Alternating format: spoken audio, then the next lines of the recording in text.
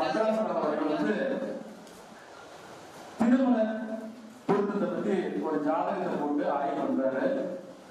அண்ணன் வந்து போன் பண்ணா, சாமி தமிழ்நாட்டில் யார் வேணாலும் கூப்பிடு, இதெல்லாம் நீ போடுறவா, ஜாதகத்தை போடுவோம் பார்த்துக்கலான்றாரு. அதே மாதிரிதான் சொன்னேன். ஒரு சில பேர் சொல்றாங்க தமிழ்நாட்டில் யாருக்கும் திருமண பொருத்தம் பார்க்க தெரியல, அடிக்கிட்டு போகணும். அதனால வந்து ஐயா அவர் பேசணும்.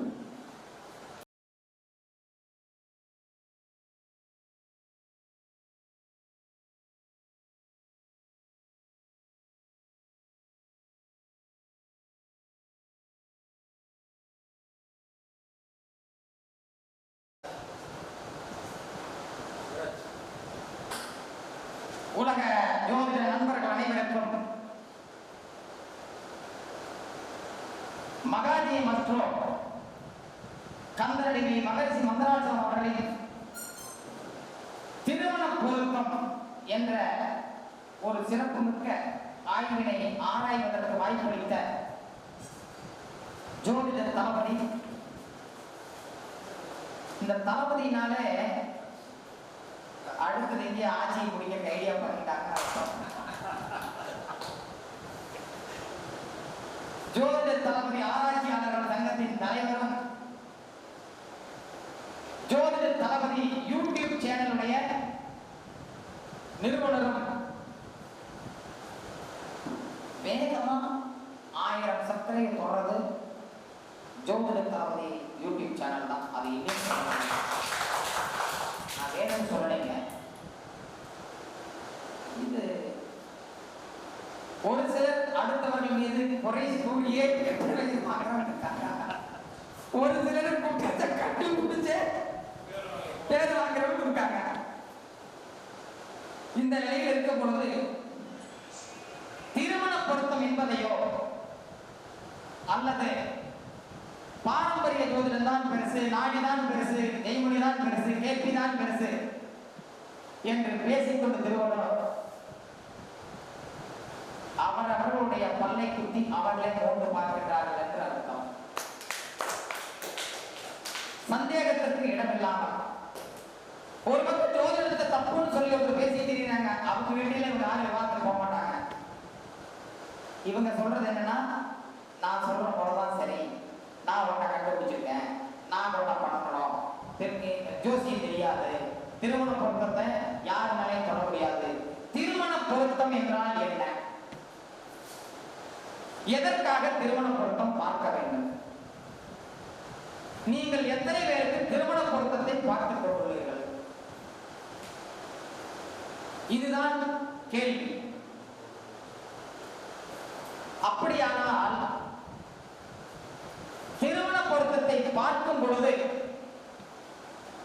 ஒரு கணவன் மனைவியினுடைய ஜாதகங்கள் உங்கள் கைகளுக்கு வந்தவுடன் முதலில் அவர்களுக்கு திருமண பொருத்தத்தை பார்த்துவிட்டுத்தான் நீங்கள் அவர்களுடைய தசாபுத்தி அந்த கோச்சார பலன்களுக்குள் நுழைய வேண்டும். இதை நம்ம எத்தனை பேர் பார்க்கிறோம்? தேவையில்லை, அதனால பார்க்கல. திருமண பொருத்தம் என்றால் என்ன? அது எதற்காக பார்க்கப்படுகிறது? இரு மனங்களை ஒன்றாக இணைப்பது திருமணம். இரு மனம் ஒரு மனமாக இணைவது திருமணம் என்பதனால் இந்த இருமனமும் ஒன்றாக இணைகிறதா என்பதை பார்ப்பதே திருமணம் பொருத்தம். அப்படியானால் எப்படி திருமண பொருத்தத்தை பார்ப்பது?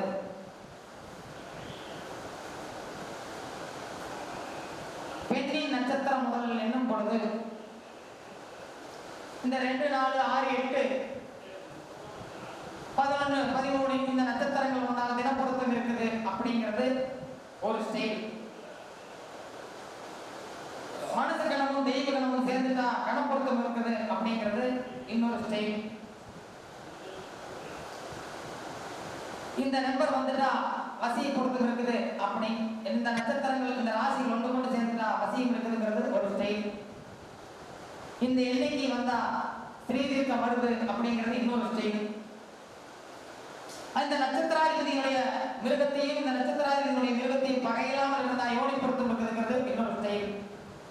இவைகள் எல்லாம் சரிதானா? உலக ஜோதிட ஆர்வலர்களே சிந்தித்து பாருங்கள். முதல் வகுப்பு படிக்கக்கூடிய ஒரு குழந்தைக்கு கூட ஒரு வகுப்பு பாடம் மிகப்பெரிய பாடம். ஒரு பஞ்சாங்கத்தில் ஒரு பக்கத்தில் இத்தனோடு கொடுத்திருக்கிற ஒரு சப்ஜெக்ட் எடுத்துட்டு ஜோதிடர்கள் பண்ற விளையாட்டு எனக்குத்தான் திருமண பொருத்தம் பார்க்க தெரியும், நான் அவரை விட நான் திருமண பொருத்தம் நல்லா பார்ப்பேன், நானே திருமண பொருத்தத்தை கண்டுபிடிச்சிட்டேன், எல்லாம் இருக்குங்க. யோசனை பாருங்க. முதல் வகுப்பு குழந்தையினுடைய பாடம் பெரிது, திருமண பொருத்தத்தை காட்டிலும் அதை நம்மால் மனதில் வைத்துக் கொள்ளவே முடியாது. குழந்தையை விட திருமண பொருத்தம் பார்ப்பவர்கள் குழந்தைத்தனமாகத்தான் இருக்கின்றார்கள், அடியேன் உட்பட. எப்ப நம்ம ஒரு நிலைக்கு பேச ஆரம்பிக்கிறோமோ அப்பவே நம்ம எங்கேயோ தன்னிலையை மறக்கின்றோம் அப்படின்னு அர்த்தம். அத்தகைய திருமண பொருத்தங்கள் இப்பொழுது உங்களுக்கு சாப்ட்வேர்ல வந்துருச்சு. 2 நட்சத்திரங்களை போட்டா இத்தனை பொருட்கள் அடுத்த செகண்ட் 10 பைசா செலவில்லாம திருமண பொருத்தம் சொல்லிடுது. இதை விட இன்னொரு கொடுமை, மீடியேட்டர் திருமண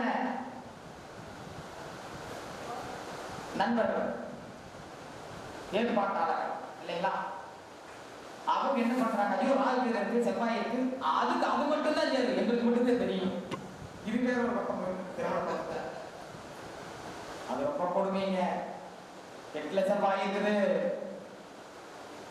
12ல செவ்வாய் இருந்தா தான் சேர்த்தணும். ஏப்பா வேற எங்கேயாவது இருந்தா தப்பு பண்ணிடுமா? ஏன் கம்மன் ரத்தத்தையே சேர்த்து போயிட வேண்டியதானே? பெண்ணினுடைய ரத்த குரூப்பும் ஆணினுடைய ரத்த குரூப்பும் சேர்தான் பாருங்க, சேர்ந்ததுன்னா சேர்த்துட்டு போயிருங்க. இதை விட இன்னொரு பக்கம் பாருங்க, ஒட்டஞ்சத்திரத்துல இருந்து கிழக்க போயிட்டீங்கன்னா பெண்ணினுடைய ஜனன ஜாதகத்தை வைத்து பொருத்தம் பார்க்க கூடாது தமிழ். பெண் பொதுவான ஜாதகத்தை வைத்துத்தான் பொருத்தம் பார்க்க வேண்டும். ஏப்பா நீ அறிவாளி, உன்னுடைய மனைவிய பிரசவத்துக்காக பிரசவ வார்டுக்குள்ள அனுப்பிச்சிருக்க, எப்படா குழந்தை எழுதுற சத்தம் கேட்டு எப்ப நர்ஸ் வந்து வெளியே சொல்லுவாங்க, நீ வெளியே அங்கேயும் நடந்துட்டு இருப்ப. நீ நடக்கிறது எல்லாமே உன்னுடைய நண்பர்கள், உன்னுடைய உறவினர்கள், உனக்கு வேண்டப்பட்டவர்கள் ஒரு பெரும் கூட்டம் வெளியே நடந்துட்டு இருக்கும். எப்போ உனக்கு குழந்தை பிறந்துருச்சு அப்படிங்கிறது சொல்றப்போ அப்பவுமே அந்த நர்ஸ் வந்து எத்தனை மணி எத்தனை நிமிஷம் சொல்றாங்களோ அதுதான் உன்னுடைய குழந்தை பிறந்த நேரம். ஆனா அந்த குழந்தை உருவடையக்கூடிய முழு பெய்யக்கூடிய குழந்தை விளையாடிட்டு இருந்துச்சா, என்ன பண்ணிட்டு இருந்துச்சு, எப்ப அது பார்த்துச்சு, அப்படியே பார்த்தாலும் அது என்னன்னு தெரியாம விளையாடுமா, எத்தனை நாள் விட்டுருச்சு, அது என்னன்னு தெரியாம எத்தனை குழந்தைங்க தடுமாறுது. இதே பிரசவமே நம்ம எப்படா கண்கொத்தி பாம்பாக எப்ப வெளியே வந்து கொத்தலான்னு பார்த்துட்டு இருக்கிறதே முடியுமானேங்குது. இது எப்ப நடந்தது அவங்களுக்கே தெரியாது. இதை போய் வச்சு திருமண பொருத்தம் பார்க்கணும் அப்படிங்கிறது எவ்வளவு பெரிய தவறு. திருமண பொருத்தங்கள் சார்ந்த நிலையில் ஜோதிட உலகில் ஏகப்பட்ட முரண்பாடுகள் இருந்து கொண்டுதான் இருக்கின்றது. ஏன் நீங்கள் யோனி பொருத்தத்தை பார்க்கும் பொழுது நட்சத்திரத்திற்கு சொல்லப்பட்ட மிருகத்தை தொடாமல் எத்தனை பேர் யோனி பொருத்தத்தை பார்க்கின்றீர்கள்? யாராவது 6வது ஒருத்தர் சொல்லுங்க. யோனி பொருத்தத்தை பார்க்கறதுக்கு நான் பெண்ணினுடைய நட்சத்திரத்தையும் ஆணினுடைய நட்சத்திரத்துக்கு சொல்லப்பட்ட மிருகத்தை தொடாம தான் நான் யோனி பொருத்தத்தை பார்க்கறேன்னு நீ யாராவது கை வைக்க முடியுமா? அப்படி என்றால் திருவாதிரையில் பிறந்தால் பைரவருடைய வாகனம் தான் யோனி. அந்த மிருகம் தன் தாயுடன் நினைக்கிறது, ஒரு 2 வருஷத்துல தன்னுடைய சகோதரியுடன் நினைக்கிறது, தன்னுடைய குழந்தையுடன் நினைக்கிறது. அதனுடைய உடலுறவு விஷயத்தை நீங்கள் சிந்தித்து பாருங்கள். என்னங்க ஜோதிட உலகம், சற்று சிந்தித்து பாருங்கள். யோனி பொருத்தத்தை நட்சத்திரத்தை வைத்து நட்சத்திரத்துக்கு சொல்லப்பட்ட மிருகத்தை தொடாமல் நீங்க யோனி பொருத்தத்தை பாக்குறீங்களா? எல்லாரும் நட்சத்திரத்தில் சொல்லப்பட்ட விதத்தை தான் பாக்குறீங்க. தவறுதான். மகத்தில் பிறந்தவர்களுக்கு பூரத்தில் பிறந்தவர்களுக்கும் யோனி எலி என்கிறீர்கள். நீங்கள் பிறந்த நட்சத்திரத்துக்கு சொல்லப்பட்ட மிருகமும், நீங்கள் பிறந்த நட்சத்திரத்துக்கு சொல்லப்பட்ட விருச்சமும், நீங்கள் பிறந்த நட்சத்திரத்துக்கு சொல்லப்பட்ட பட்சியும் உங்களுடன் பிறந்த சகோதரர்கள். நீங்கள் அதை எப்பொழுது வணங்குகிறீர்களோ, அதை எப்பொழுது வழிபடுகிறீர்களோ, அதற்கு தேவையானதை நீங்கள் எப்பொழுது தருகிறீர்களோ அப்பொழுதே நீங்கள் அடுத்த ஸ்டேஜ் போல அர்த்தம். அது யோனிக்காக சொல்லப்பட்டதல்ல. சற்று சிந்தித்து பாருங்கள். அடியே மக நட்சத்திரம், மகத்துல பிறந்தவங்க எத்தனை பேர் யோசனை பண்ணி பாருங்க. அவங்களுக்கெல்லாம் யோனி எளிதானா? எந்த வகையில நியாயம், எந்த வகையில தர்மம்? எலியினுடைய குணநலன்கள் அவர்களிடம் இருக்கும். அனைத்து சிந்தனைகளும் அனைத்து செயல்களும் அதுவும் எப்படி இருக்குன்னா கால ஓட்டத்தில் மாறிக்கொண்டுதான் இருக்கும். எலினா என்ன தொடரணும்? ஒரு இன்னும் அடுத்தவங்க எலினா நீங்க என்ன தொடரணும்? வேற பத்தாவது நீங்க வேற. அதாவது எப்பொழுதும் ஜோதிடர்களாகி நீங்கள் எப்படி ஜோதிடத்தை தொட வேண்டும்னா இதை எதுக்கு பயன்படுத்தணும்னா பேசுறதுக்கு மட்டும்தான் பயன்படுத்தணும். இதை எதுக்கு பேசுறதுக்கு எது பயன்படுத்தணும்? எழுதுறதுக்கு மட்டும்தான் பயன்படுத்தணும். இப்ப நம்ம கேள்வி என்ன? யோனி பொருத்தம் எலியை கேட்கிறோம். ஒரு நாளைக்கு 4 முறை வேண்டுமானாலும் உணவு கொள்ளக்கூடிய ஒரே உயிரினம் எலி. இப்படி தொடுக்க ஜோதிடத்தை நம்மளுடைய நிலை என்ன? அதுக்குள்ள போங்க. செங்கல்னா செவரு வைக்கிறதுக்கு பயன்படுத்துங்க, அடுத்தவங்க அடிக்கிறதுக்கு பயன்படுத்துங்க. எலி எப்படி ஒரு நாளைக்கு 4 முறை வேண்டுமானாலும் உணவு வைத்துக் கொள்ளும். அடிக்கடி இனப்பெருக்கம் செய்யக்கூடிய உயிரினங்களில் முதன்மையானது எலி. ஒரு எலி இருக்குதான் சீக்கிரம் ஒரு கூட்டத்தை உருவாக்கி அத்தகைய தன்மை அவர்களிடம் இருக்கும். அப்படின்னு என்ன அர்த்தம்? ஒரு நாளைக்கு வயசு முழுக்கமா இருக்கும் போது பல முறை வேண்டுமானாலும் உணவு வைத்துக் கொள்வார்கள் அப்படின்னு தான் சொல்லணும். தவிர அதுக்காக இது எலி, இதுக்கு போய் பெரிய மிருகத்தை சேர்த்தனா சரி வராது அப்படின்னு சிந்திக்கிறது மிக மிக தவறு, மிகவும் தவறு. இதை விட இதுல இன்னொரு கொடுமை என்னன்னு கேட்டீங்கன்னா, எலிக்கும் பூனைக்கும் பகை சேராது. ஆமாமா, மிகப்பெரிய அரிதான கண்டுபிடிப்பு. யோனி பொருத்தத்தில் எலிக்கும் பூனைக்கும் சேராது என்பது அரிய கண்டுபிடிப்பு. ஏன் சேராது? பூனையினுடைய உடலுறவு பெண் பூனையை ஆண் பூனை துரத்தி அடித்து அந்த பெண் பூனையை சலிக்கிற வரைக்கும் துரத்தி அடிச்சு அந்த பெண் பூனை சங்கில் உடலுறவு கொள்ளும். நீங்க என்ன பார்த்துருக்கீங்க? அந்த பெண் பூனை ஒரு பெண் அழுவதை போல ரொம்ப கத்துறதை நீங்க கவனிச்சிருக்கலாம். அப்படி அது துரத்தி உடலுறவு கொள்ள வரைக்கும் தான் பெண் பூனை வேற மாதிரி இருக்கும். உடலுறவு கொள்ள பார்த்தாச்சுன்னு கேட்டீங்கன்னா பெண் பூனை மாறிக்கும், ஆண் பூனை அழுக ஆரம்பிச்சிடும். எவ்வளவு பெரிய ரகசியங்களை இறைவன் அடக்கி வைத்துள்ளார் யோனி பொருத்தத்திற்குள். நாம நினைச்சிட்டு இருக்கிறோம் எலிக்கு பூனைக்கு பகை. ஆமா ஆமா, இந்த எலியினுடைய நட்சத்திர இருக்கிறவங்களும் பூனையுடைய நட்சத்திர இருக்கிறவங்களுக்கு சேர்ந்தா தப்பு செஞ்சிடும். எங்க போய் தப்பு பண்றோம்? இன்னும் யோசித்து பாருங்கள். ஒவ்வொரு பொருத்தமாக கூறுங்கள். தினப்பொருத்தம் என்பது இந்த ஜாதகர்களுடைய நிலையை, ஒட்டுமொத்த நிலையை தீர்மானிப்பது. கணப்பொருத்தம் என்பது இவர்களுடைய எண்ணங்களையும் இவர்களுடைய சிந்தனைகளையும் இவர்களுடைய செயல்களையும் தீர்மானிப்பது. தினம் கணம் மகேந்திரம் குழந்தைகள் சார்ந்த வாழ்க்கையை முடிவு செய்யும். குழந்தை இருக்குமாக மகேந்திரம் முடிவு செய்யாது. குழந்தைகள் இருக்கின்றதா இல்லையா என்பதை மரப்பொருத்தம் தான் முடிவு செய்யும். மறந்துடவே கூடாது. 2 பேருக்கு பால் இல்லாத மரமா இருந்தா நீ ட்ரீட்மெண்ட் போயேதான் தீரணும், கோயிலை சுத்தி தான் தீரணும், பரிகாரத்தை பண்ணித்தான் தீரணும். 2 பேருக்கு பால் இருக்கிற மரமா இருந்தா தெரியாம தொட்டாலும் பத்திக்கும். எந்த வயதாக இருந்தாலும் அப்ப மகேந்திர பொருத்தத்திற்கும் புத்திர வாக்கியத்திற்கும் புத்திரர்களுடைய நிலையை முடிவு செய்வது மகேந்திரம். ஸ்ரீ தீர்க்கம் அப்படின்னு என்ன? இந்த பெண்ணினுடைய ஆயுள் அல்ல, இந்த பெண்ணினுடைய உண்மை என்னன்னு கேட்டீங்கன்னா, இந்த பையனும் இந்த பெண்ணும் சேர்ந்தால் இந்த பெண் இப்படியே இதே அழகோட இருப்பாளா, குண்டாகிவாளா, இல்ல அழகா இருக்கிறவ இழைச்சு ஒல்லியாகிவாளா? பெண்ணினுடைய ஸ்திரீ தீர்க்கம். அழகா இருப்பாளா, இப்படியே இருப்பாளா, இல்ல குண்டாகி போயிடுவாளா, இல்ல ஒல்லியாகி போயிடுவாளா? இதுதான் ஸ்திரீ தீர்க்கம். எனது நம்பரை நோட் பண்ணிக்கங்க. 9585328416. எப்ப வேணாலும் திருமண பொருத்தம் சார்ந்த சந்தேகங்களுக்கு என்னுடன் தொடர்பு கொள்ளலாம். உலக ஜோதிடர்கள் அனைவருக்கும். இல்ல இப்ப நம்ம பேசி போறதுல ஏதாவது முரண்பாடுகள் இருந்தால் எப்ப வேணாலும் நீங்க கூப்பிடுங்க. 9585328416. இன்னொரு பர்சனல் நம்பர் 8072015790.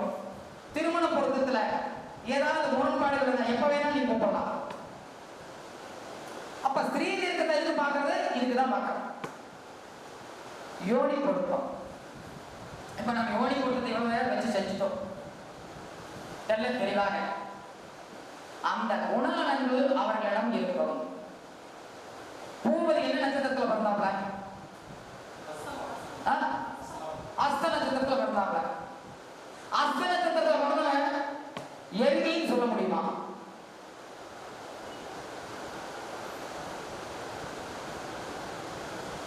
தம்பி யாராவது பேசுங்க. அஸ்தத்துல பிறந்தா யோனி எருதான ஏதாவது சொல்லுங்க. போயிட்டா சின்ன குழந்தை யோனி இல்லைங்களா? நீங்க அந்த கடத்தில ஏதாவது தப்பா பேசுறது சொல்லிடாதீங்க. இரப்பா பெண்ணி எருமையா நீ கட்டுக்க, நீ ஆண் எருமையா பெண் எருமையா உடனே நடத்தான். அப்போ இந்த அஸ்தத்துல பிறந்தவங்களுக்கெல்லாம் எருமையின் உடலுறவு சார்ந்த விஷயத்தில் எருமை சார்ந்த விஷயம்னு சொன்னா எந்த அளவுக்கு தவறு சற்று சிந்தித்து பாருங்கள். எருமையில என்ன சொல்லணும்னா, பொருந்த பார்க்கும் போது என்ன சொல்லணும்னா, இது அஸ்தமா இருக்குது, இதுக்கு மழை பெஞ்சா அந்த ஃபீலிங் வரும், தண்ணிக்குள்ள இறங்கினா அந்த ஃபீலிங் வரும், ஈரத்தை பார்த்தா அந்த ஃபீலிங் வரும். என்ன பண்ணணும்? இப்படித்தான் சொல்லணும். அதுக்காக வேண்டி நீங்க யோனியை கொண்டு போய் எருமையோடு சேர்த்தீங்கன்னா மிகப்பெரிய தவறு. சரி, குணநலன்கள் ஆயுள் முழுவதும் அஸ்தமாகவே இருக்குமா? இல்லை. அஸ்தம் சித்திரையாக மாறும், சித்திரை சுவாதியாக மாறும். அஸ்தம் என்பது அன்பான ஒரு நட்சத்திரம், சித்திரை என்பது அதிலிருந்து கொஞ்சம் முரண்படக்கூடிய நட்சத்திரம், சுவாதி என்பது போட்டிக்கு தயாராக நட்சத்திரம், விசாகம் என்பது அது வேற மாதிரி விலகமான நட்சத்திரம். நல்லா புரிஞ்சுக்குங்க. மாறுபடுகிறான் மனிதன். நட்சத்திரங்கள் ஓடும் பொழுது நட்சத்திரம் அப்படியே போயிட்டு இருக்குது. அர்த்தத்துல பிறந்தவரு சந்திர தசை முடிஞ்சு என்ன ஆகுது?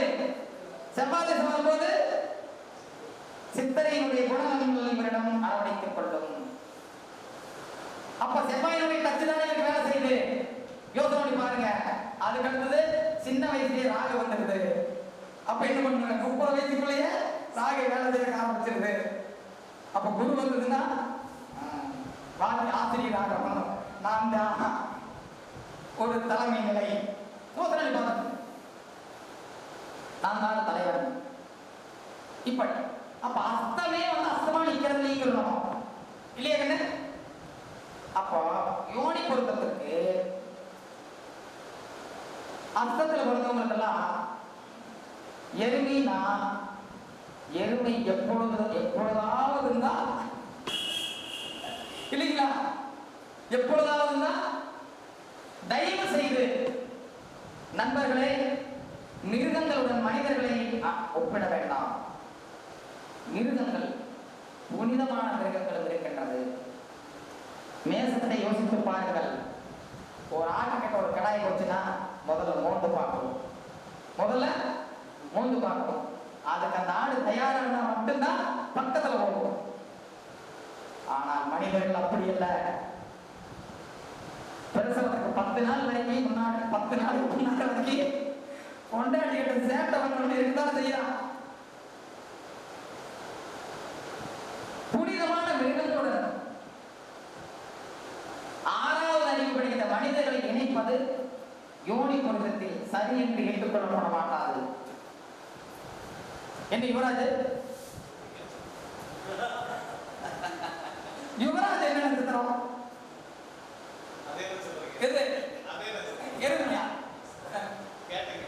கேட்டை ஒரு வில்லங்கமான நட்சத்திரம். ஒரு இருக்கிறதுலே அனுசத்துக்கு அடுத்தபடியான நட்சத்திரம் வில்லங்கமான நட்சத்திரம் கேட்டை. உலகத்திலேயே அறிவாளி கேட்டான். வேண்டு சொல்லலீங்க,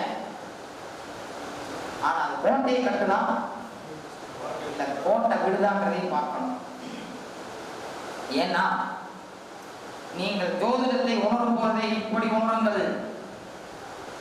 அந்த நட்சத்திரம்னு கேட்கும் போது எதை வச்சு நம்ம நட்சத்திரத்தை கேட்கிறோம்? சந்திரன் எந்த நட்சத்திரத்தில் இருக்கின்றதோ அதுதான் நட்சத்திரம் இல்லைங்களா?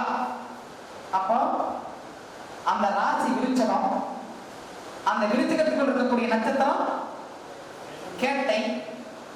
நட்சத்திராதிபதியும் ராசியாதிபதியும் ஒன்றுக்கொன்று வேதகன். ராசிநாதன் நட்சத்திரநாதனை அரவணைத்துக் கொள்வதில்லை, நட்சத்திராதிபதியை ராசிநாதனை அரவணைத்துக் கொள்வதில்லை. இதுகளுக்குள்ளே ராசிக்கும் நட்சத்திரத்துக்குமே ஒண்ணுக்கொண்ணு வேதகன். இவங்க 2 பேருமே ஒரு அடித்தளம் இல்லாம இருக்காங்க. ஆனா இதுல ராசிநாதன் ஏமாந்துருவாரு, நட்சத்திரநாதன் சரியாயிருப்பாரு. எப்பொழுதும் புதன் எந்த நிலையில் வக்கரம் அடைந்தாலும் சரி, அஸ்தமனமானாலும் சரி, வேதகத்தில் போனாலும் சரி, அவயோகியானாலும் சரி, திதிசூன்யம் அப்பொழுதுதான் அது ஒரு நிலை வலிமைப்பட்டுக் கொள்கிறது. அதுக்குள்ள போற கோள் யாரு? சந்திரன். மனமும் அறிவும் ஒன்றாக இணைகிறது. எது நினைது? மனோகாரகனான சந்திரன் அறிவுக்கு காரகனான புதனுடைய நட்சத்திரத்துக்குள்ள போறாரு, தைரியத்துக்கு காரகனான செவ்வாயினுடைய வீட்டுக்குள்ள. ஆனா இங்க போத்து போறது யாரு? செவ்வாய். அதனால ஒண்ணு கேட்டியில பிறந்தவன் சரியான முரட்டு தைரியமான இருப்பான், யுவராஜாட்டா. இல்லைன்னா தும்முனா கூட பயந்துக்கிற போலையா இருப்பான். வீட்டை விட்டு வெளியே வராம இருப்பான். செக் பண்ணி பாருங்க, புரியுதா சாமி? அங்க செவ்வாய் தோத்து போறதுனால என்ன ஆகுது? இப்படி ஒரு நிலை உருவாக்குது. அதை ஜாதகத்துக்குள்ள போனதான் கண்டுபிடிக்கும். அப்ப அப்படி பார்க்கும் பொழுது இந்த யோனி பொருத்தம் இது ஒரு நிலையில் வேலை செய்கிறது. இது எப்படி பொருத்தம் பார்க்கறதுங்கிறத நம்ம ஒவ்வொரு வரிசையா இந்த ஜாதகத்தை வச்சு பார்த்துருவோம். உங்களுக்கு அப்ப நான் விளக்கமும் கொடுக்குறேன். யோனி பொருத்தத்துக்கு அடுத்தபடி என்ன பொருத்தம்? ராசி பொருத்தம். இந்த ராசி பொருத்தம் அப்படிங்கிறத எப்படி பார்க்கணும்னா, ஒன்றுக்கொன்று திரிகோணங்களாகவோ, அதாவது எப்படின்னு கேட்டீங்கன்னா, தர்மம், கர்மம், காமம், மோட்சம், இந்த 4 வார்த்தையை ராசிகளுக்குள்ள பிட் பண்ணீங்கன்னா ராசி பொருத்தத்தினுடைய நிலை என்னங்கிறது உங்களுக்கு தெரிஞ்சு. இதை மட்டும் யோசனை பண்ணீங்கன்னா போதும். அதுக்கும் வந்துடுவோம். அது சஷ்டாசம் மட்டும் கூடாதுங்கிறாங்க. அது எப்படி என்னங்கிறத இப்ப நாம வருவோம். அடுத்தபடியாக அதிபதி. அதிபதினு என்னன்னு உங்களுக்கு தெரியும். ராசி அதிபதிகள் என்ன நிலையில் இருக்காங்க அப்படிங்கிறது பார்க்கறது ராசி அதிபதி பொருத்தம். அதுக்கு அடுத்தது வசிய பொருத்தம். இந்த வசிய பொருத்தம் அடியேனை பொறுத்தவரை வசிய பொருத்தம் தான் நான் முதலே சொல்லிடுவேன். இவங்க 2 பேரையும் சேர்த்துறது தப்பு. இவங்க 2 பேரையும் சேர்த்துறது தப்பு. அதை மீண்டி சேர்க்கணும்னா நீங்க தான் சொல்றீங்க, நான் சேர்க்கிறேன். என்ன காரணம்னா, வசியம் என்பது ஒருவர் மீது ஒருவர் வைத்துள்ள காதல். காதல் உண்மையான காதல். எங்கு காதல் இருக்கின்றதோ அங்கு முதலில் உருவாவது சந்தேகம். ஒருவர் மீது ஒருவர் உண்மையான காதல் இருந்தால் அந்த காதல் அவங்க யாரு கூடயாவது நின்றுட்டு இருந்தா கூட அவங்க கூட என்ன பேச்சு, அங்கே இதுதான் உண்மையான காதல். அப்ப வசியம் ஆறுக்கெல்லாம் இருக்குதோ அங்க எல்லாம் பாத்தீங்கன்னா நிச்சயமாக ஒரு குழப்பம் இருப்பதை நாம் பார்க்கலாம். வசியம். வசியத்துக்கு அடுத்தது ரஜ்ஜு. இந்த ரஜ்ஜு வந்து நம்ம என்ன சொல்றோம்? தலையிலிருந்து பாதம் வரைக்கும் பலவிதமான ரஜ்ஜுக்களை சொல்கிறோம். உதாரணமாக குருவுடைய நட்சத்திரங்களும் சூரியனுடைய நட்சத்திரங்கள் என்றால் ஒரே ரஜ்ஜு, அதனால சேர்த்துக்கூடாதுங்கிறோம். அப்ப அதை வந்து என்ன பண்ணலாம்னு கேட்டீங்கன்னா, ஆரோகணம் அவரோகணம் வச்சு பார்த்து நீங்க பண்ணலாம். அதை தாண்டி இன்னும் என்ன பண்ணலாங்கிறத இப்ப நம்ம திருமண பொருத்தம் பார்க்கும்போது ஒவ்வொன்றா பார்க்கும்போது வந்துக்கலாம். இந்த ரஜ்ஜு பொருத்தம் இல்லாமல் திருமணம் செய்தவர்கள் நிறைய பேர் நல்லா இருக்கிறத நம்ம பார்க்கிறோம். அதுக்கு அடுத்தபடியாக வேதை. இந்த வேதை என்பது பார்த்தீங்கன்னா நட்சத்திரங்களுக்கு சொல்லப்பட்டிருக்கு. இந்த நட்சத்திரத்துக்கு இந்த நட்சத்திரம் வேதைன்னு. நம்மளை பொறுத்த வரைக்கும் புதனுடைய நட்சத்திரங்களுக்கு செவ்வாயினுடைய நட்சத்திரங்களும், செவ்வாயினுடைய நட்சத்திரங்களுக்கு புதனுடைய நட்சத்திரங்களும், செவ்வாயுடைய ராசிக்கு புதனுடைய ராசிக்கு, புதனுடைய ராசிக்கு செவ்வாயுடைய ராசியும் வேதையா இருக்கிறத நம்ம பார்க்கிறோம். அதை மட்டும் வேதையா எடுத்துக்கிறோம். அதுக்கு அடுத்தது நாடி. இந்த நாடி அப்படின்னா ஒரே நாடியா இருந்தா சேர்த்துக்கூடாதுங்கிறாங்க. அதே மாதிரி ஒரு சில நாடி மாறி இருந்தா தப்பு இல்லை. அப்படி இல்லாம சேர்த்துனாலும் இவங்க ரெண்டு பேரும் சேரும் பொழுது இவங்க ஆணும் பெண்ணும் சேரும் பொழுது உடல்நலம் சார்ந்த தொந்தரவுகள் தான் வர வாய்ப்பா இருக்காங்க மட்டும்தான் நாடி சொல்லுது, வேற ஒண்ணும் இல்லை. அடுத்தது மரப்பொருத்தம். இந்த மரப்பொருத்தம் மிக முக்கியமான பொருத்தம். இவர்களுக்கு குழந்தைகள் எப்படி உருவாகும், எந்த நிலையில் உருவாகும் என்பதை மரப்பொருத்தம் பார்க்கும். அது அடுத்தது பஞ்சபூத பொருத்தம். இப்படி நிறைய பொருத்தங்கள் சொல்லப்பட்டிருக்கு. நாம அத்தனை பொருத்தத்தை பார்க்க வேண்டாம். நம்மளுக்கு இவ்வளவு தான் தெரியும். நிறைய தெரிஞ்சவங்க பார்க்கட்டும். இப்ப நாம நிறைய தொட முடியாததுனால இப்ப நாம ஒவ்வொரு பொருத்தமாக நாம பார்க்கிறோம். எப்பொழுதுமே திருமண பொருத்தம் அப்படிங்கிறது முதல்ல நீங்க என்ன பண்ணணும்னா, ரெண்டு பேருக்கு வயசை கணக்கு போடணும். வயசை கணக்கு போட்டு ஆணும் பெண்ணும் 12 வருடம் 12 ஏஜ் 12 வருஷம் வித்தியாசம் வந்துச்சுன்னா பொருத்தம் பார்க்கக்கூடாது, திருப்பி கொடுத்தோம். அந்த ஜாதகங்களுக்கு பொருத்தம் பார்த்தா அந்த பரிபாகம் ஜோதிடரையே சாரும். ஏன் ஏன்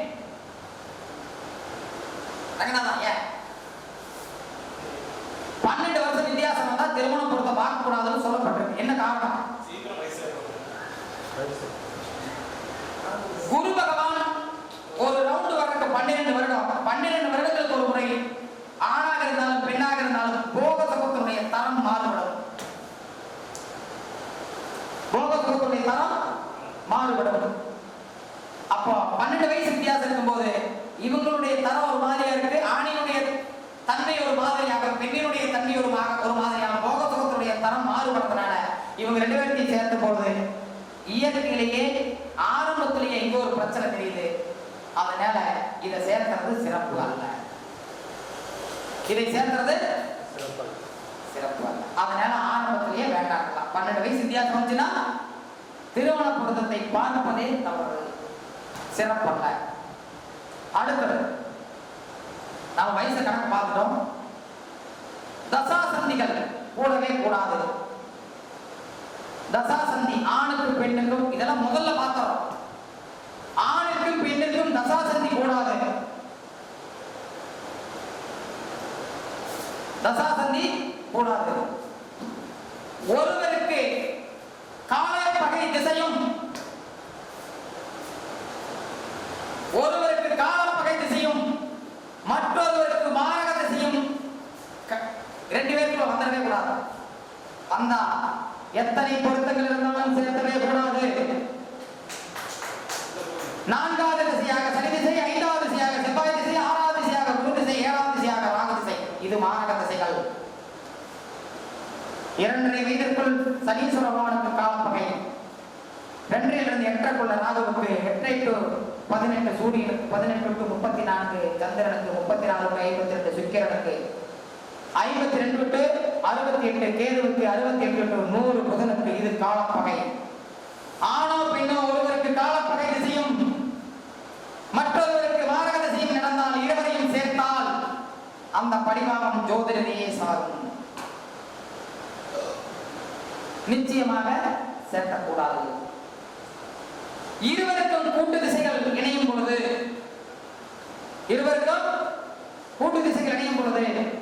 பாவக்கோளுடைய திசைகளாக இருந்தால் இவர்கள் இருவரையும் இணைப்பது பழிபாவங்களை சேர்த்துவிடும், சேர்த்தக்கூடாது.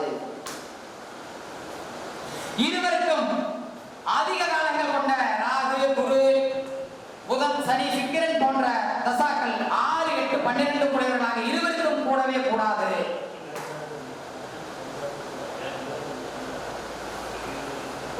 ஆண் பெண் இருவருக்கும் திருமண வயதில் திருமணமாகும் பொழுது இரட்டை படையில் கூடாது. 28 இருந்தாலும் ஒருத்தருக்கு 28 இன்னொருத்தருக்கு ஒற்றை படையாக இருந்தால் வயதில் குளறுபடி இல்லை.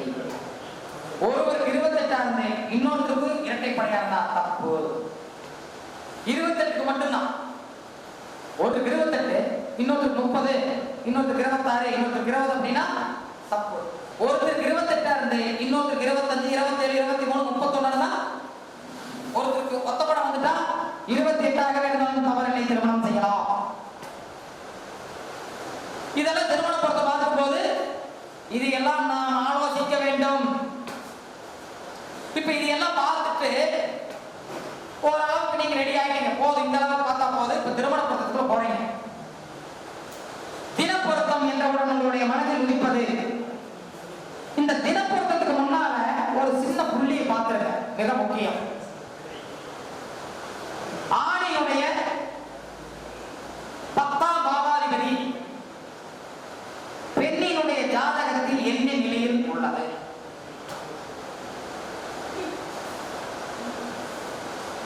நம்ம யுவராஜனுடைய 10ஆம் பாவாதிபதி அவருடைய தர்மபத்தினியுடைய ஜாதகத்துல நல்ல நிலையில் இருந்தா இவர் எதை செய்தாலும் ஏற்றுக்கொள்வார்கள். நம்ம நிறைய உலகத்துல பார்க்கிறோம், நிறைய பேர் தப்பே பண்ணுவாங்க, பெண்கள் ஏற்றுக்குவாங்க.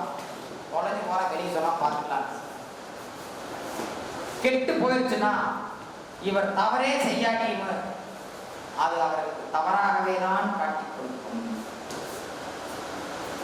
10ஆம் இடம் கர்மஸ்தானம், அணிவடை பணிவிடை. இவர் செய்யும் அணிவடை பணிவிடைகளை அந்த பெண் ஏற்றுக்கொள்வதில்லை.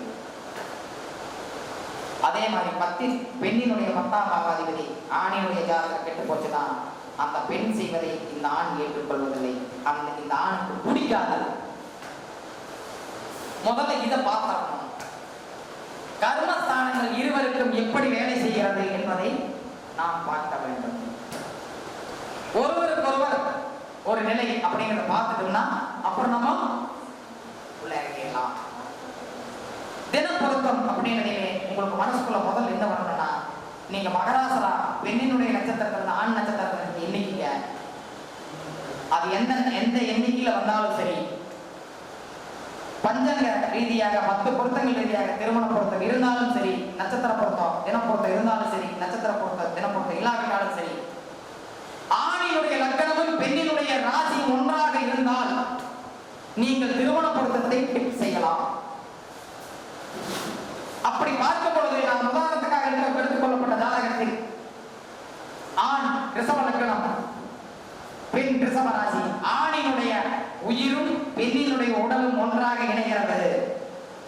இங்கு தினப்பொருத்தம் எப்படி வேலை செய்கிறது என்று பாருங்கள்.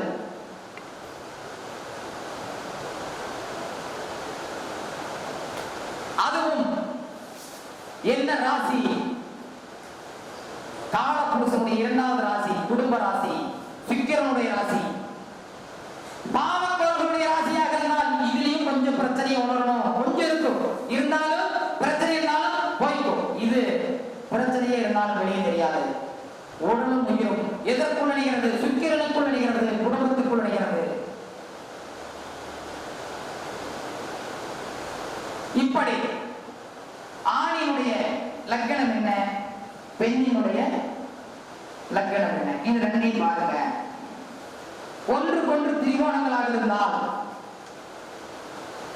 தினப்பொருத்தத்தை செக் பண்ணுங்க. தினப்பொருத்தத்தை டிக் பண்ணுங்க. ஆணினுடைய லக்னாதிபதி பெண்ணினுடைய லக்னத்தில் இருந்தால் டிக் பண்ணுங்க. பெண்ணினுடைய லக்னாதிபதி ஆணுடைய லக்னத்தில் இருந்தால் டிக் பண்ணுங்க. தினப்பொருத்தத்தை இதற்கெல்லாம் மேலாக ஆணும் பெண்ணும் சுக்கிரன் ஆண் ஜாதகத்திலும் பெண் ஜாதகத்திலும் ஏதாவது ஒரு தொடர்புக்கு வந்துவிட்டால் திருமண பொருத்தம் பார்க்கவே வேண்டாம். இவள் இவனுக்கென பிறந்தவள், இவன் இவனுக்கென பிறந்தவன் என்று உடனே திருமணத்திற்கு இலை கொடுத்து விடுங்கள். எப்பொழுது வேண்டுமானாலும் திருமணத்தை செய்து கொள்ளுங்கள் என்று.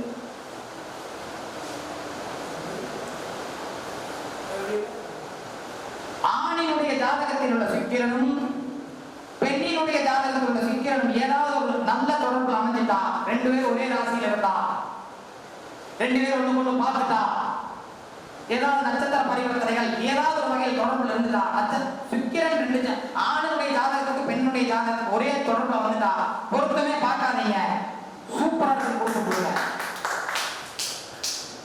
இந்த ஆண் இவனுக்கென பிறந்தவன், இந்த பெண் இவனுக்கென பிறந்தவன், பார்க்கவே வேண்டாம். மற்ற பொருத்தங்களை பார்க்க வேண்டாம். சூப்பரா இருக்குது, கல்யாண பையனி குற்றம் தான் கேட்கலாம், 100% வராது.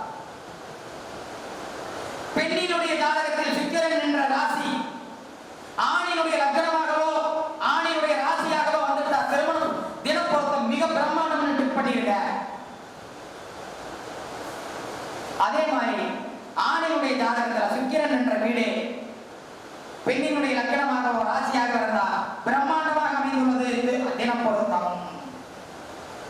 இதற்கு மேல நீங்க தினப்பொருத்தத்தை பார்க்கறதுக்கு பிஹெச்டிலையும் வாய்ப்புகள் நாம் அடைய வேண்டாம். போதும், இன்னும் கொண்டு போகணும் வேண்டாம், இதே பெருசு. நான் ஒரு அதிகமாக டெவலப் விரும்பவில்லை, முக்கியமான நமக்கு கொடுக்குறோம். அதுக்கு முன்னாடி ஒரு சின்ன வேலையை பார்த்துட்டு போயிடுவோம். திருமணம் பொறுத்த தினம் பொறுத்த பார்த்துட்டோம், ஒரு சின்ன வேலையை பார்த்துட்டு போயிடுவோம். எப்படி பார்க்கணும்னு கேட்டீங்கன்னா, இந்த பெண் பிறந்த கிழமை தேதி வரை வெள்ளிக்கிழமை, கிழமைக்கு அதிபதி குரு, கிழமைக்கு அதிபதி குரு. ஆண் பிறந்தது அமாவாசை திதி, அமாவாசை திதி அப்படின்னா தேதி வரை புதன்கிழமை, கிழமைக்கு அதிபதி செவ்வாய். குருவும் செவ்வாய் கிழமைக்கு அதிபதியாக ஒருவருக்கு குருவும் ஒருவருக்கு செவ்வாயுமாக அமைவது எந்த விதத்திலும் தவறு சொல்வதற்கு இல்லை. திருமண பொருத்தம் ரீதியாக நான் சொல்றது, திருமண பொருத்தம் ரீதியாக தவறு சொல்வதற்கு இல்லை. இப்போ நீங்க இன்னொன்னு சொல்லலாம். எப்படி அப்படின்னு பாத்தீங்கன்னா, இந்த ரெண்டு ஜாதகத்திலையும் ஏதாவது ஒரு வகையில் இந்த தொடர்புகள் ஏதாவது வருகிறதா அப்படின்னு பார்க்கலாம். கிழமைக்கு அதிபதி குரு இங்க ஏதாவது குருவனுடைய நிலையில ஏதாவது வந்தானா குருவனுடைய லக்னமும் ராசியா வரல, குருவனுடைய நட்சத்திரம் வரல. அதே மாதிரி நாங்க செவ்வாயினுடைய நிலைகளிலும் பெருசாக கிழமை தவறாக இல்லை. சிறப்புன்னு சொல்லாட்டியும் கிழமை ரீதியாக தவறு சொல்ல முடியாட்டியும் சிறப்பு தவறு இல்லை, சிறப்புன்னு சொல்ல முடியாது. ஆனா எடுத்துக்கலாம். திதியை பாருங்க, ஒருத்தர் பிறந்தது அமாவாசை திதி, இன்னொருத்தர் பிறந்தது பெண் பிறந்தது. சரி பரவாயில்ல, விடுங்க, பார்க்கட்டும். அடுத்தபடியாக நட்சத்திரம் என்று பார்க்கும் பொழுது ரோகிணியிலிருந்து அனுசம் எத்தனாவது நட்சத்திரம்? 14. ரோகிணி, மிருகசீடம், திருவாதிரை, புனர்பூசம், பூசம் 14வது நட்சத்திரம். 5வது தாரை என்றாலும், 5வது தாரா என்றாலும் 5வது தாராய்க்கு அதிபதி கேது பகவான் மிக வலிமையாக இல்லாத காரணத்தால் 5வது தாரை பெரிய குற்றங்களை செய்யாது, பெரிய குற்றங்களை செய்யாது. அதனால நம்ம நட்சத்திர ரீதியான நிலைகளை பார்க்கும் பொழுது ஒரு பெண்ணினுடைய நட்சத்திரம் சந்திரனுடையது, ஆணினுடைய நட்சத்திரம் சனீஸ்வர பகவானுடையது. சந்திரனுக்கு காரகன் சனீஸ்வர பகவான், சனீஸ்வர பகவானுக்கு பாசகன் சந்திரன். 2 பேருக்குள்ள நல்ல தொடர்பா இருக்கு. சந்திரனும் சனி பகவானும் உழைப்பவனும் உடலும். அதனால இவங்க 2 பேரும் அனுசரிச்சு கொஞ்சம் விட்டு கொடுத்து போய்க்குவாங்க. சஷ்டி ஓகேங்களா? பெண் சஷ்டி திதி. சஷ்டி திதினா மேசமும் சிம்மமும் அப்படிங்களா? எதுக்கு நான் ஒரு ஸ்டைல போயிட்டு இருக்கும்போது நான் ஏதாவது கேள்வி கேட்டால் நீங்க பதில் சொன்னீங்கன்னா எனக்கு அப்படியே அடுத்தடுத்து போகிறது நல்லா இருக்கும். வேற ஒன்றும் இல்லை, வகுப்பு. ஓகேங்களா? அப்போ பெண்ணினுடைய நட்சத்திரத்தில் சூன்யமான ராசிகள், ஆணினுடைய ஜாதகத்தில் சுபக்கோள்கள் இல்லை. அப்போ திதி 2 பேருக்கு விஷயத்திலே பாதிக்கப்படல. இப்ப நல்லதை மட்டுமே பேசணும் தினப்பொருத்தத்துல. இப்ப இன்னொரு சப்ஜெக்ட் கொண்டுட்டு போயிடுவோம். நாம யோகம் பாருங்க. பெண்ணுக்கு யோக நட்சத்திரம் மகம், அவயோக நட்சத்திரம் சதயம். அவயோக நட்சத்திரத்திலேயோ யோக நட்சத்திரத்திலேயோ ஆணுக்கு தப்பா இல்லை. ஆணுக்கு அஸ்தம் ரேவதி, அதுவும் தப்பா இல்லை. அதனால நாம யோகத்திலையும் திருமணம் 2 பேருக்கும் தவறுகள் இல்லை, சிறப்புகளும் இல்லை, தவறுகளும் இல்லை. யோகம்னு சொல்ல முடியாது, அவயோகம்னு சொல்ல முடியாது. இதே சிறப்பு தானே. எப்பொழுதும் நீங்கள் திருமண பொருத்தம் பார்க்கும் பொழுது ஆண் பெண் இருவரும் செவ்வாயினுடைய வீட்டை ராசியாகவோ லக்னமாகவோ வைத்திருந்தால் யோசிக்க வேண்டும். மேச விருச்சகமாக ஆண் பெண் இருவருக்கும் லக்னமாகவோ மேச விருச்சகமாக ஆண் பெண் இருவருக்கும் ராசியாகவோ இருந்தால் கொஞ்சம் யோசிக்கணும்.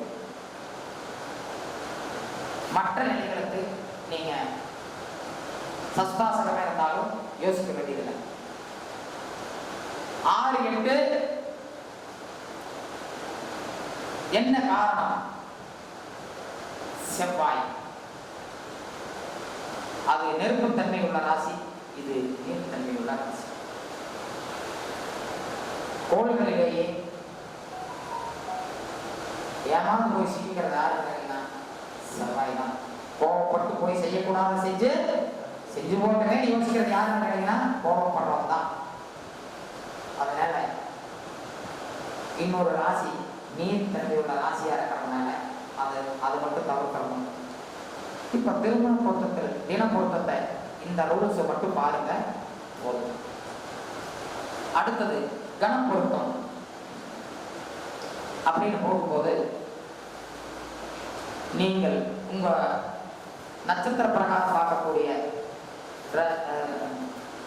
தேவகணத்துக்கு தேவகணம் சேரும், மனுஷகணத்துக்கு மனுஷகணம் சேரும், மனுஷகணமும் தேவகணமும் சேரும், ராட்சசகணத்துக்கு ராட்சசகணம் சேர்ந்துட்டு ராட்சசகணமும் இந்த மனுஷகண தேவகணம் மட்டும் சேராது அப்படிங்கிறதை நீங்க என்ன கொண்டு வந்திருக்க. கணம் என்பது குணம். கணம் என்பது குணம். இவர்களுடைய குணம் என்ன, இவர்களுடைய குணம் என்ன, அதை பார்த்தீங்கன்னா கணப்பொருத்தத்துடைய ஒரு தெளிவு போகும். இதைத்தான் பட்டினத்தார் சுவாமிகள் சொல்லுவார்கள். அதோ பார் ஆடு போகிறது, அதோ பார் மாடு போகிறது. மேசத்துல கொண்டு போனா ஆடு போயிட்டு இருக்கான் பாரு, ஆடு எவனா ஒரு சண்டை போடுறான், இருக்கிறதுக்கு போட்டு பார்க்க போனா பாரு ஆடு அப்படிமா நம்ம பட்டினத்தார் சுவாமிகள். அது மாதிரி இந்த ஜாதகத்துல ஒண்ணு மாடு, இன்னொன்னு விச ஜந்துக்கள். விச ஜந்து மாடும் தேடும். இதில் உயர்ந்த குணமுடையது எது? மாடு நல்ல குணமா இல்ல தேல் நல்ல குணமா? நம்ம யுவராஜ் பதில் சொல்லுவாங்க. Very good. உலகத்திலேயே பிறக்கக்கூடிய உயிரினங்களில் தன்னுடைய உடலை கூட தன் உடல் இருப்பவர்களுக்கு உணவாக தரக்கூடிய ஒரே உயிரினம் தேல் மட்டும்தான். அது தன்னுடைய உடலில் இருக்கக்கூடிய ரத்தத்தை பாலாக மாற்றி மற்றவங்களுக்கு கொடுக்குது. இது உடலையே கொடுக்குது. அதனால 2 பேருடைய குணம் கிட்டத்தட்ட ஒரே மாதிரி இருக்கின்றன. இந்த ஜாதகத்திற்கு கணப்பொருத்தம் குணமாகவே மாறுகிறது. கணப்பொருத்தம் நல்லா இருக்கு. 2 பேருடைய சிந்தனைகளும் ஒரு நிலையில் சரியாகத்தான் இருக்கின்றது. சந்தேகத்திற்கு இடமில்லாமல் நாம் ஏற்றுக்கொள்ளலாம். இது அவனிலும் பார்க்கும் பொழுது பெண்ணினுடைய உடல் சுக்கிரனாகவும் ஆணினுடைய உடல் செவ்வாயாக இருப்பதே தனிச்சிறப்பு குணத்தில். கணபொருத்தை எப்படி பாருங்க, பெண்ணினுடைய உடல், பெண்ணினுடைய ராசி சுக்கிர, பெண் ராசி மட்டுமல்ல சுக்கிரனுடைய ராசி, ஆணினுடைய ராசி செவ்வாய். அப்போ கணம் பொருத்தத்தில் குறைகள் இல்லை. நீங்கள் கணம் பொருத்தத்தை சிறப்பாக இப்படி எடுத்துக் கொள்ளலாம். பார்த்தீங்கன்னாலே உங்க மனசுக்குள்ள ஒரு தெளிவு வந்துவிடும். அடுத்தபடியாக தினம் கணம் மகேந்திரம். இப்ப மகேந்திரம் அப்படின்னாச்சுனாலே நாம் 5ஆம் பாவகத்தையும் குரு பகவானையும் பார்த்தா நமக்குள்ள ஒரு தெளிவு தெரிஞ்சு. இதுல 5ஆம் பாவகம் கும்பம், சனீஸ்வர பகவான். 5 குடையவர் சனீஸ்வர பகவான், கும்பம் இல்லைங்களா? ஆணினுடைய 5ஆம் பாவகம் புதன். அது என்னங்க?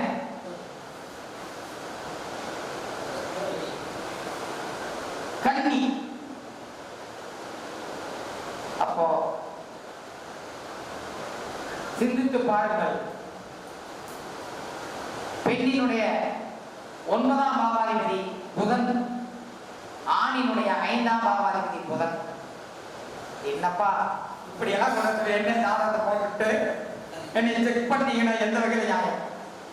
பெண்ணிற்கு குழந்தைகளை பார்ப்பதற்கு 9ஆம் பாவகத்தையும், ஆணுக்கு குழந்தைகளை பார்ப்பதற்கு 5ஆம் பாவகத்தையும் பாருங்கள் அப்படிங்கிறாங்க. பெண்ணுக்கு 9ஆம் பாவகம் எது? புதன் இல்லையா? ஆணுக்கு 5ஆம் பாவகம் எது? புதன். ஆணினுடைய 5ஆம் பாவாதிபதியும் பெண்ணினுடைய 5ஆம் பாவாதிபதியும் ஒரே பாவகத்தில் இருக்கு. அப்ப இவர்களுடைய குழந்தைகளுடைய வாழ்க்கை தரம் அறிவாளிகளாக இருக்கும், உழைக்கக்கூடியவர்களாக இருப்பார்கள், கருமாவை சரியாக செய்பவர்களாக இருப்பார்கள்.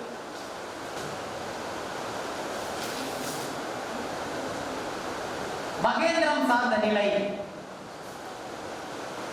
குழந்தைகளுடைய வாழ்க்கை எப்படி, அவர்களுடைய தராதரம் எப்படி, அவர்களுடைய மேன்மை எப்படி, இதைத்தான் மகேந்திர பொருத்தத்தை வச்சு பார்க்கணும். இங்கே நல்லா இருக்கு. எப்படி இருக்கு? 5, 9 ரெண்டுமே புதனா வருது.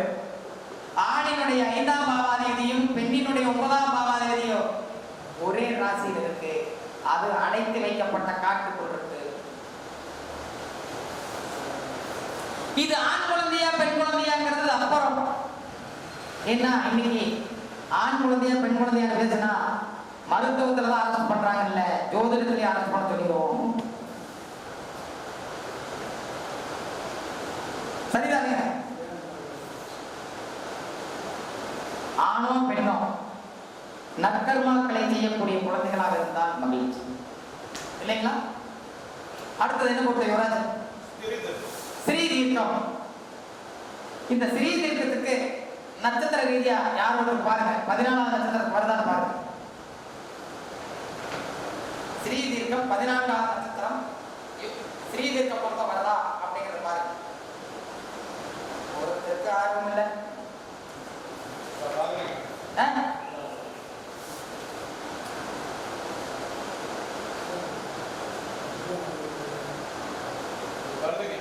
வருது. சரி, அப்போ நீங்க ராசிகளுடைய தொடர்பு பார்த்துருங்க. ராசிகளுடைய தொடர்பு பார்க்கும்போது ஒண்ணு கர்மமா இருக்குது, இன்னொன்னு மோட்சமா இருக்குது. ஒண்ணு கர்மமா இருக்குது, ஒன்னொன்னு மோட்சமா இருக்குது. ஆணுது பெண்ணுது என்ன சொல்லுதுன்னா, நான் உனக்கு அடிபடி படிபடி செய்வதற்காக வேண்டியே பிறந்தவன் அப்படின்னு பிறந்தவன் சொல்லுது.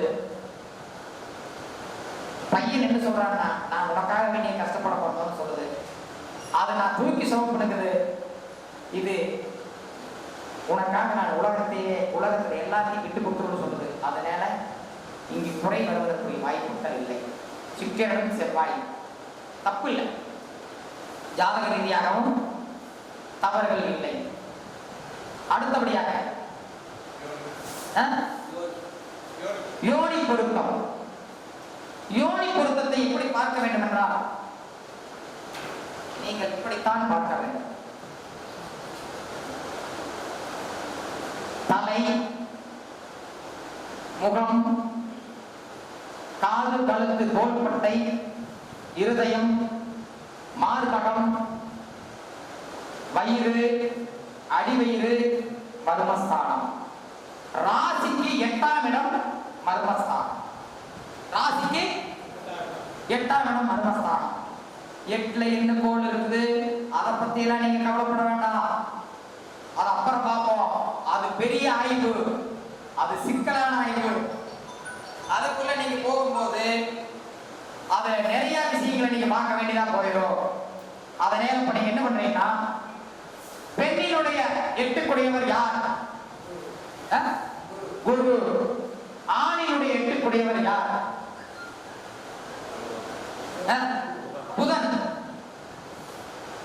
என்னங்க பண்றீங்க? ஆணினுடைய பெண்ணினுடைய யோனி தனுசை காட்டுகிறது. ஆணினுடைய யோனி மிதுனத்தை காட்டுகிறது. இதை விட யோனி பொருத்தம் யாருக்காவது சொல்ல முடியுமா?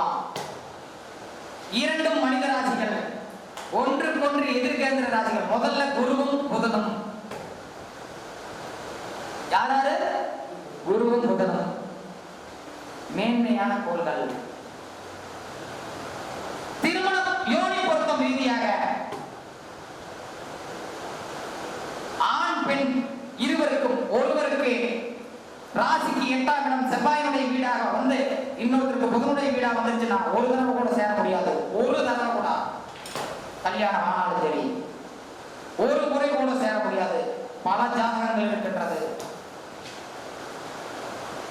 ஆணினுடைய ராசிக்கு 8ஆம் அதிபதி செவ்வாயாகவோ புதனாகவோ வந்து பெண்ணுக்கும் ராசிக்கு 8ஆம் அதிபதி செவ்வாயாக ஒருத்தருக்கு செவ்வாய் ஒருத்தருக்கு புதனா வந்துட்டா ஒரு முறை கூட இணைய முடிவதில்லை. ஆனால்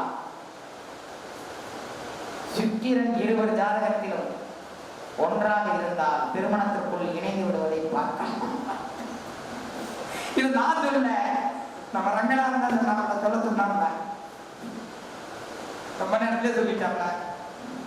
ஐயா, ஆண் பெண் இருவருக்கும் சுக்கிரன் ஒன்னா இருந்ததுன்னா திருமணத்துக்கு முன்னாலேயே இணைஞ்சிருவாங்க அப்படின்னு நம்ம ரங்கநாதன் சொல்ல சொன்னாங்க இல்லையா ராஜன்? அப்ப யோனி பொருத்தம் எப்படி பார்க்கணும்? இப்படிதான் பார்க்கணும். கோள்கள் ஒன்றுக்கொன்று வேதனைகள் இல்லாமல் 6 8ஆக அமையாமல் இருந்தால், ஒருவருடைய யோனி இன்னொருவருக்கு 8ஆம் இடமாக அமையாமல் இருந்தால், ஒன்றுக்கொன்று 8ஆம் இடமாக அமையாமல் இருந்தால் நாம் யோனி பொருத்தத்தை எடுத்துக் கொள்ளலாம். இதுதான் உண்மையான யோனி பொருத்தம். யோனி எங்குள்ளது? உடலில் உள்ளது. ராசி என்பது உடல், 8ஆம் இடம் மர்மஸ்தானம். இதுக்கு மேல நீங்க போங்க, அதுல ரகசியத்தை நீங்க எப்படி வேணாலும் பேசலாம். எப்படி பேசணும்? எப்படி வேணாலும் பேசலாம். இப்படித்தான் இல்ல, இதுல வேற மாதிரி கொண்டு போகலாம். ஆனா தனுசும் மிதுனமும் ரெண்டுமே கிட்டத்தட்ட ஒரு புத்தி இருக்கிறதுனால சேர்த்தி வச்சிடலாம். யோனி பொருத்தம் சிறப்பாக இருக்கின்றது, ஒன்றுக்கொன்று கேந்திரமாக இருக்கின்றது. இப்படி பல நிலைகளில் சிறப்பாக இருக்கிறனால இந்த ஜாதகத்திற்கு யோனி பொருத்தத்தை சரியாக எடுத்துக் கொள்ளலாம். இப்போ யோனி பொருத்தத்துல ஒருத்தருக்கு சுக்கிரனாகவும் ஒருத்தருக்கு சனீஸ்வர பகவானாகவும் வருது. அப்படி எடுத்து அப்ப என்ன ஆகும்? ஒருத்தருக்கு சுக்கிரனா வருது, இன்னொருத்தருக்கு சனீஸ்வர பகவானா வருது. இவர்கள் இருவருக்கும் இணையும் பொழுதெல்லாம் முரண்பாடுகள், பிரச்சனைகள் இருந்து கொண்டுதான் இருக்கும். ஒருத்தருக்கு குருவா வருது, இன்னொருத்தருக்கு சூரியனா வருது. இணையும் பொழுதெல்லாம் ஈகோ பிரச்சனைகள் வந்து கொண்டுதான் தரம் மாறுபடும். இப்படி நீங்க கொண்டு போகணும். யோனி பொருத்தத்தை யோனியில் இப்படி கொண்டு போகணும். செவ்வாய் யோனி என்றால் நிலை என்ன? சுக்கிரன் யோனி என்றால் என்ன நிலை?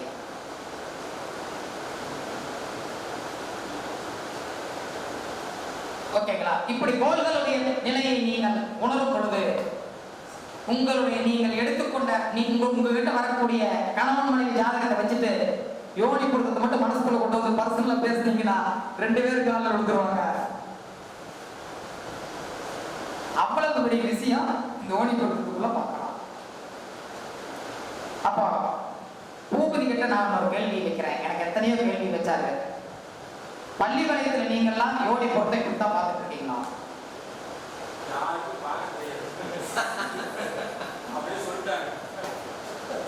சரி, பார்க்க தெரிஞ்சவங்களாவது இப்படித்தான் பாக்குறாங்களா?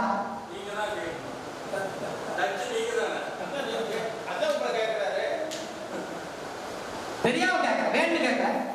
நீங்க கேட்டதால நான் கேட்கிறேன், வேற ஒண்ணும் இல்லை. காட்டுங்க. அப்படி ஏதாவது இருந்தா இன்றைய தேதிக்கு முன்னால ஏதாவது ஒரு வீடியோ ஆதாரம், ஏதாவது ஒரு பதிவு ஆதாரம் நாங்க யோனி பொருத்தத்துக்கு தான் பார்த்துருக்கோம்.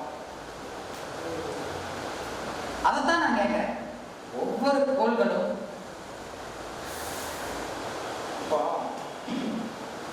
ஒரு சில மிருகங்கள் உடல் உறவு கொள்வதை பார்க்கவே முடிவதில்லை. சொல்றேன். அப்போ நீங்க யோனி பொருத்தத்துக்குள்ள எத்தனை முரண்பாடுகளை வச்சுட்டு யோனி பொருத்தத்தை இப்படித்தாங்க பார்க்கணும், இதுல இருக்கிற ரகசியம் சாதாரணமான ரகசியம் இல்லைங்க. இப்படி பொருத்தம் வந்துட்டா ஒரு மேன்மையை சொல்லலாம். இப்படி வந்துட்டா ஒரு மேன்மையை சொல்லலாம். சாமி, உங்க ராசிக்கு 8ஆம் அதிபதி யாரு? அம்மணி ஜாதகத்துல 8ஆம் அதிபதி யாரு ராசிக்கு? செவ்வாய் பிளஸ் செவ்வாய். சனி. செவ்வாயும் சனி நிச்சயமாக முரண்பாடு தான். இது வந்து புதன் சனி. புதனும் சனி இல்ல. புதனும் சனி மாமையா? ஒருத்தருக்கு புதன் ஒருத்தருக்கு சனியா? 2 பேர் ஜாதகத்துல எப்படி இருக்கு பார்த்தா தெரிஞ்சு. அதாவது எப்படி பார்க்கணும்னு கேட்டீங்கன்னா, பெண்ணினுடைய 8க்குடையவர் ஆண் ஜாதகத்துல காலபுருஷன் 8ல இருக்காரு. எங்க இருக்காரு? காலபுருஷன் இல்ல. அப்போ ஆணினுடைய ஜாதகத்தில் மர்மஸ்தானத்தில் ஒரு வீரியம் இருக்கும், ஒரு அழகு நிறைந்திருக்கும். பெண்ணினுடைய ஜாதகத்துல காலபுருஷன் 8ல செவ்வாய் இருக்கு, அங்கு ஒரு தனிப்பட்ட வீரியம் இருக்கும். அப்போ காலபுருஷ ரீதியாகவும் சரியாத்தான் இருக்குது. யோனி பொருத்தத்தை நீங்க காலபுருஷ ரீதியாகவும் தொட்டு பார்க்கணும். யாருடைய ஜாதகத்தில் எல்லாம் செவ்வாய் ஆண்களுக்கு 8ல் இருக்கின்றதோ, ஆண்களுக்கு மட்டும் பேசிக்கிறோம், பெண்களுக்கு தொட வேண்டாம். இப்போ உதாரணமா நம்ம தம்பிக்கு 8ல காலபுருஷன் 8 விருச்சகத்துல செவ்வாய் இருந்துச்சுன்னா, அந்த செவ்வாயை எப்பொழுதெல்லாம் கொஞ்சார செவ்வாய் பார்க்கின்றதோ அப்பொழுதெல்லாம் அந்த ஜாதகரிடம் சுயன்ப பழக்கம் ஆற தழுவியே தீரும், யாராக இருந்தாலும். பொக்காட்டியில போக மாட்டான். சிரிக்கிறதுக்கு வேண்டி சொல்றேன். யோனி பொருத்தம் இதையும் பார்க்கணும்.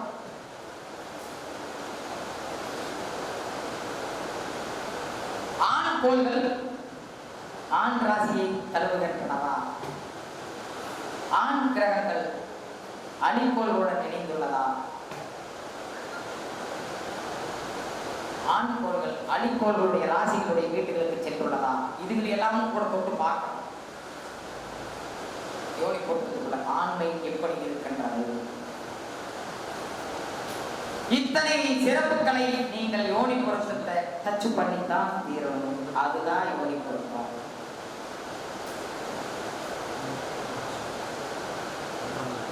யோனி பொருத்தத்துக்கு அடுத்தபடியா ராசி பொருத்தம். இந்த ராசி பொருத்தம் வந்து பாத்தீங்கன்னா, இந்த ஜாதகத்துக்கு ஒண்ணுக்கொண்ணு ஏந்திர நிலைகள் இருக்கு. அதனால நம்ம ராசி பொருத்தத்தை இந்த ஜாதகத்துல இருக்குன்னு எடுத்துக்கலாம். இதுல பெண்ணினுடைய ராசி சுக்கிரனாகவும் ஆணினுடைய ராசி செவ்வாயாகவும் இருக்கிறதுனால இதுவும் ஒரு தனித்தன்மை அப்படின்னு எடுத்துக்கலாம். ராசி பொருத்தங்கள் பார்க்கும் பொழுது 6, 8ஆக வந்தா கூட, சஷ்டாசம் வந்தா கூட எடுத்துக்கலாம். இது அப்படித்தான் வருது. ஆனா நிச்சயமாக ஒருவருக்கு செவ்வாய் வீடும் இன்னொருவருக்கு புதன் வீடுமாகத்தான் மட்டும் ராசி பொருத்தத்தை வேண்டாம்னு சொல்லியிருக்கு. அது லக்னமா இருந்தாலும் சரி, ராசியா இருந்தாலும். ராசி பொருத்தம் ஒருத்தர் மேசம், இன்னொருத்தர் கன்னி, அல்லது ஒருத்தர் மிதுனம், இன்னொருத்தர் விருச்சிகம். இப்படி ஒண்ணுக்கு இந்த 6 8 இருந்ததுன்னா தவிர்த்துருங்க. மற்றதா இருந்தா தவறில்லை. சஷ்டாசமாக இருந்தாலும். அடுத்தபடியாக அதிபதிகள் ஒன்றுக்கு ஒன்று சிறப்பான நிலையில் இருந்தால் நீங்கள் அதிபதி பொருத்தத்தை சிறப்பென்று எடுத்துக் கொள்ளுங்கள். அதுக்கடுத்தது ரஜ், அஸ்வினி முதல் அஸ்வினி, பரணி, கிருத்திகை, ரோகிணி இந்த 4 நட்சத்திரங்களும் ஆரோகணம் என்றும், மிருகசீரத்தை விட்டுட்டு திருவாதிரை, புனர்பூசம், பூசம், ஆயில்யம் அவரோகணம் என்றும், மகம், பூரம், உத்திரம், அஸ்தம் ஆரோகணம் என்றும், அதுக்கு அடுத்தது சித்திரை விட்டுட்டு அவரோகணம் என்றும், இந்த நிலையில அவரோகணம் போடுங்க. இதுல ஒரே நிலையில் இருந்தால், ஒரே ரஜுவாக இருந்தாலும் சேர்த்திக் கொள்ளலாம். அல்லது நட்சத்திராதிபதிகள் ஒன்றுக்கு ஒன்று சுபநிலையில் இருந்தாலோ, ராசிக்கு அதிபதிகள் ஒன்றுக்கு ஒன்று சுபநிலைகளில் நல்ல சிறப்பாக இருந்தாலும், ரஜு பொருத்தமே இல்லாவிட்டாலும் திருமணத்தை செய்யலாம். ஒருவருக்கொருவர் சாதகதான நிலைகளில் இருந்து விட்டால் நீங்கள் தெல்ல தெளிவாக திருமணத்தை செய்யலாம். அடுத்தபடியாக வேதை. வேதை பாத்தீங்கன்னா அந்த ஒரு சில நட்சத்திரங்களுக்கு இந்த நட்சத்திரங்கள் வேதை என்று சொல்லப்பட்டிருக்கு. அதோடு ஒன்னா ஒருவருக்கு செவ்வாய் வீடும் ஒருவருக்கு புதனுடைய வீடும் முக்கியமான பாவங்களா வந்துச்சுன்னா அது வேதையா இருக்கும். அப்படி இருந்தா மட்டும் தவிர்த்துருங்க, இல்லைன்னா நீங்க யோசிக்க வேண்டாம், வேதை போட்டுருங்க. அடுத்தது நாடி. இது பஞ்சாங்கத்திலேயே கொடுத்துருக்கோம் இந்த நட்சத்திரங்கள் அந்த நாடி என்று. நாடி பொருத்தத்தில் பஞ்சாங்கத்தில் என்ன சொல்லப்பட்டிருக்கோ அதை அப்படியே எடுத்துக்கங்க, அதே தான், வேற ஒன்றும் கிடையாது. அதுக்கு அடுத்தது இந்த மரப்பொருத்தம் இருவருக்கும் பாலுள்ள மரமா இருந்தா அது பஞ்சாங்கத்தில் கொடுக்கப்பட்டிருக்கு. 2 பேருக்கு பாலுள்ள மரமா இருந்தா தைரியமா சேர்த்துக்க, குழந்தைகள் பிறந்து கொண்டே இருக்கும், நீங்கள் வேண்டாம் என்று சொல்லும் முறை. வருடம் ஒரு குழந்தை, 4 வருடத்தில் 5 குழந்தைகளுக்கு கணக்கு சொல்லலாம். அந்த அளவுக்கு குழந்தை பாக்கியத்துக்கு குறையில்லை. எல்லாருக்கும் குழந்தைகளை இறைவனும் கோள்களும் அதிகமாக தான் வருது. எல்லாத்தையும் வேணுங்கிறீங்க, குழந்தைகளை மட்டும் 1 2 போதுங்கிறீங்க. இன்னொரு மனசு மக்களுக்கு வளர்த்தணுமா?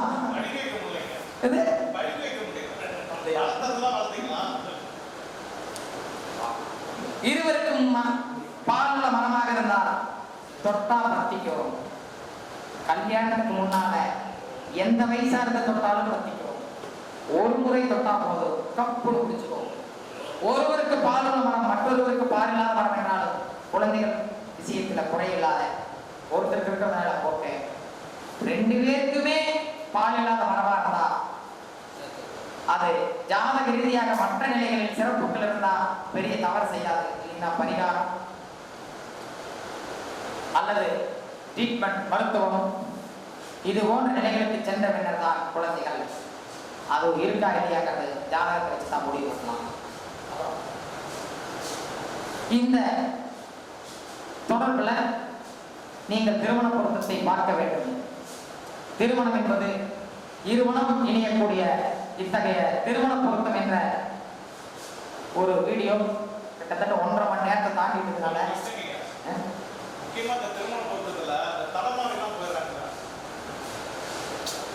ஆண் பெண் இருவருக்குள்ள யாரோ தலைமாறி போய் அதனால வர பிரச்சனைகள் எதனால கர்ம வினைகள்.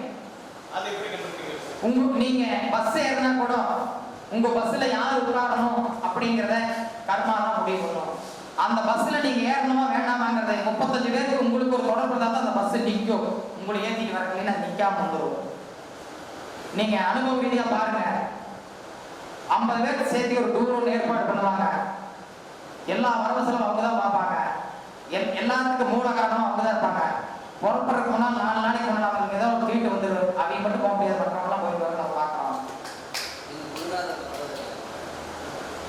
அதனால யுவராஜ் இந்த ஜனனத்துல யாருக்கோட எல்லாம் பக்கத்துல உட்காரணும் எழுதி இருக்கோம், அதெல்லாம் உட்கார்ந்துதான் தீர்க்கணும்.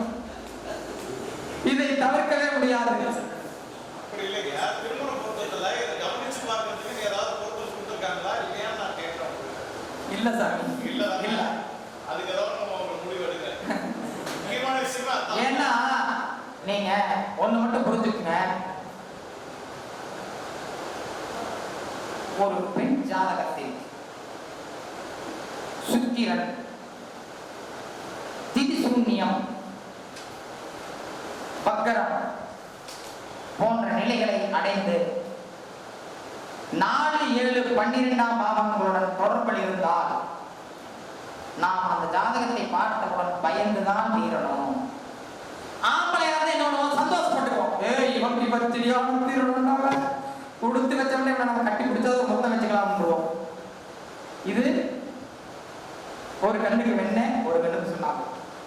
ஆனா இருந்தா என்ன பண்றோம், ஆம்பளை சிங்கோட ஆண்டுறோம். பெண்ணா இருந்தா என்ன பண்றோம், போற வந்து பண்றோம். என்ன ஆகும்? அதே மாதிரி இந்த சுக்கிரனுக்கு சாதகதாரை நட்சத்திரங்களில் 10, 12 உள்ள புகுந்துருச்சுன்னா இவர்கள் தொழிலாக அதை செய்தே தீருவார்கள். வழி தவறிய தொழிலை செய்தே தீருவார்கள். நமக்கு வேண்டிய குடும்பங்களையோ நம்ம நிலைகளையோ ஏதாவது இப்படி ஒன்று இருந்தா நம்ம என்ன பண்ணணும்? பரிகாரம் பண்ணித்தான் தீரணும். எப்படி பரிகாரம் பண்றது? மாப்பிள்ளை பார்த்து முடிவு பண்ணிடுறீங்க, அந்த பிள்ளையும் இந்த பையனையும் நம்மளே அனுப்பிச்சு விட வேண்டியதை. எங்கேயாவது போய் 2 நாளைக்கு சாமி கும்பிட்டு வாங்க, போய் சாமி கும்பிட்டு வாங்கன்னு பரிகாரமாக அனுப்பி விட வேண்டியதுதான். நீ எதற்காக பிறந்தாயோ அதை திருமணத்துக்கு முன்னாடியே நீ அனுபவிக்கிறது. இப்படித்தான் கொண்டு போயா. அது வீணை செய்ய வேற வழியே கிடையாது, வேற மாத்தவும் முடியாது. சாமி நீ நீங்க பள்ளிக்கூடத்தில் உட்காந்து விதி இருந்தா அதுதான் பத்திரிகையில் பேர் போடுறவங்க எத்தனை பேர் வரல யோசனை பாருங்க. புரியல சார்? அது மாதிரிதான் நீ இந்த ஜனனத்துல எந்த ஹோட்டல்ல எல்லாம் சாப்பிடணும்னு எழுதி இருக்கோ அந்த ஹோட்டல்ல நீ சாப்பிட்டே இது உங்களுக்கு சாப்பிட. ஆகவே காலம் கருதி இந்த திருமண பொருத்தம் சார்ந்த சப்ஜெக்ட் நிறைவு பெறவில்லை. காலம் கருதி மிக சுருக்கமாக நிறைவு செய்கிறேன். ஜோதிட தளபதி அன்பு தம்பி பூபதிராஜன் அவர்களுக்கு நல்வாழ்த்துக்களை வாய்ப்பு கொடுத்ததுக்கு. இந்த ஜோதிட தளபதி யூடியூப் சேனலை எல்லாரும் தயவு செஞ்சு சப்ஸ்கிரைப் பண்ணுங்க. தம்பி மட்டும் சீக்கிரம் பெரிய லெவல்ல வரணும். லைக் பண்ணுங்க, கமெண்ட் பண்ணுங்க, ஷேர் பண்ணுங்க அப்படின்னு சொல்லி யார் கேட்கறாங்கன்னா மகாஜி மஸ்டர் யூடியூப் சேனல் நிறுவனர் மகரிஷி மங்களாசன் கேட்கிறாங்க. ஜோதிட தளபதியுடைய சேனலை சப்ஸ்கிரைப் பண்ணுங்கன்னு மகாஜி மஸ்டர் யூடியூப் சேனல் மகரிஷி மங்களாசன் கேட்கிறேன். தம்பியை எல்லாரும் வளர்த்துங்க. வாழ்க வளமுடன். நல்லா டாக்டர் மகரிஷி மந்திராச்சலை அவர்களுக்கு வணக்கம். அடியனுடைய ஒரு சிறிய கேள்வி. அதாவது நீங்க தமிழ்நாட்டில் திருமண பொருத்தமே யாருக்கும் பார்க்க தெரியல அப்படிங்கிற மாதிரிலாம் பலவாறு எல்லாம் பேசியிருக்காங்க. அதனால ஒரு திருமண பொருத்தம் எப்படி பார்க்கணும் அப்படின்னு சொல்லிட்டு கேட்டிருந்தோம். மிக அற்புதமா நல்லாவும் அது கொடுத்தது பிரமிக்க வச்சிருந்துன்னு சொல்லுவோம். ஆனா ஐயாவை விட்டு 5 நாள் திருமண பொருத்தத்தை எடுப்பாரு. நேரம் கருதி ஒரு 1.5 மணி நேரம் பேசியிருப்பாருன்னு நினைக்கிறேன். அந்த அளவுக்கு ஒரு திறமை வந்தது, அந்த அளவுக்கு விஷயங்கள் இருக்குது. ஒரு ஜாதகத்தை எடுத்து அந்த அளவுக்கு ஆய்வு பண்ணணுங்கிறது. இந்த திருமண பொருத்தத்துல ஒரு முக்கியமான ஒரு கேள்வி இருக்கு, அதை ஐயா கேட்கணும்னு ஆசைப்படுறேன். வாங்க நேரில் வந்து கேளுங்க அப்படின்னு சொல்லியிருந்தாரு. அதாவது திருமண பொருத்தத்துல இன்னைக்கு இருக்கிற காலகட்டங்களை பார்த்துக்கிட்டோம்னா ஒரு ஆண் அவர் பாட்டுக்கு தனிப்பட்ட முறையில வேற ஒரு பெண்ணோட தொடர்பு கொண்டு தடமாறி போறாரு. அதே மாதிரி ஒரு பெண்ணும் வந்து கல்யாணம் ஆன பிறகு தடமாறி போகக்கூடிய சூழ்நிலைகளையும் இன்னைக்கு சமூகத்துல பார்த்துக்கிட்டே இருக்கோம். இதுக்குண்டான அமைப்பு என்ன காரணங்கயா? இதை தவிர்த்து எப்படி நம்ம திருமண பொருத்தம் பார்த்து அதுல வெற்றி கொள்றது அப்படிங்கிறது என்னோட கேள்வியா இருக்குது. அதை பொறுத்த ஐயாக்கிட்டே கேட்டு தெரிஞ்சுக்கலாம். நண்பர்களே, மிக அற்புதமான கேள்வி. ஜோதிட உலகத்துக்கு தேவையான கேள்வி. ஜோதிட வாடிக்கையாளர்களுக்கு அதைவிட மிக முக்கியமான கேள்வி. உதாரணமாக, திருமண பொருத்தம் என்பது வேறு, திருமண வாழ்க்கை என்பது வேறு. இப்ப யுவராஜனுடைய கேள்வி என்ன கேட்டீங்கன்னா, திருமண வாழ்க்கை, திருமணத்துக்கு பின்னால நடக்கக்கூடியது திருமண வாழ்க்கை. இந்த திருமண வாழ்க்கையை முடிவு செய்வது 12ஆம் இடம். திருமண வாழ்க்கையை முடிவு செய்வது 12ஆம் இடம். உதாரணமாக, மேசலக்கணத்தில் பிறந்தவர்களுக்கு குரு பகவான் மேசத்தில் இருந்தால் இவர்களுக்கு திருமண வாழ்க்கை குடும்பத்திற்குள்ளும் பக்கத்துல கல்யாணம் ஆகும். இவங்களுடைய மனைவி மட்டுமல்ல, மனைவியினுடைய குடும்பமும் சேர்த்து இவர்களுக்காக பாடுபடுவதை பார்க்கலாம். 2 இருந்தால் இவருடைய அத்தனை நிலைகளும் சுகமே, சந்தோஷமே, எல்லாமே சந்தோஷம் அப்படிங்கிற நிலைக்கு மாறதை பார்க்கலாம். குரு லக்னத்திற்கு 8 இருந்தால் இவர் வீட்டுடன் மாப்பிள்ளையாகவோ அல்லது இவரிடம் வேலை செய்யக்கூடிய ஒரு பெண்ணோ இவருக்கு மனைவியாக வருவதை பார்க்கலாம். இதெல்லாம் தவறவே கூடாது. அப்படி பார்க்கும் பொழுது சிந்தித்து பாருங்கள்.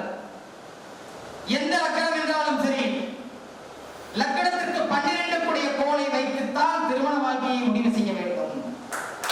அந்த 12ஆம் பாவாதிபதி லக்கணத்திற்கு 3ஆம் இடத்தில் இருந்தாலோ, 4ஆம் இடத்தில் இருந்தாலோ, 10ஆம் இடத்தில் இருந்தாலோ, அதாவது லக்கணத்திற்கு 12 கூடிய கோள் 4லயோ அல்லது 10லயோ இருந்தா 2 பேருக்கும் இருக்கா, ஒருத்தருக்கு இருக்கான்னு பார்க்கணும். இப்ப பெண்ணுக்கு மட்டும் இருந்தால் எந்த கோள்கள் பார்க்கின்றதுன்னு பார்க்கணும். அந்த உபபதாவை எந்த கோள்கள் பார்க்கின்றதுன்னு பார்க்கணும். பார்க்கக்கூடிய கோள்கள் சுபக்கோள்களாக இருந்தால் பிரச்சனைகள் இருந்தாலும் வெளியில் தெரியாமல் சென்றுவிடும்.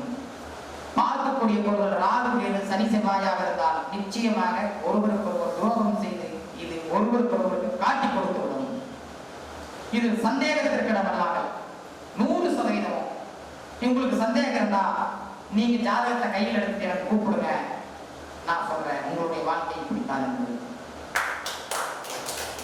12ஆம் பாவம் அவ்வளவு தெளிவுபடுத்திடுவோம். 2 பேருக்கு ஜாதகத்திலையும் உபமதா 6, 8 வந்தா இந்த பிரச்சனைகள் நிச்சயமாக வரும். ராகுவோ செவ்வாயோ பார்த்துருச்சுன்னா அதுக்கு ஒரு துணிச்சலை கொடுத்து பெருசு பண்ணி விட்டுரும். அப்போ இந்த யுவராஜ் கேட்ட கேள்வி அருமையான கேள்வி.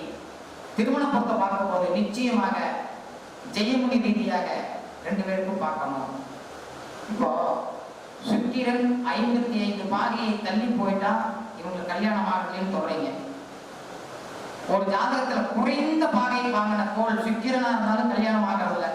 காரணமாக சுக்கிரன் அமைந்தால் திருமணம் ஆவதில்லை. அதுபோல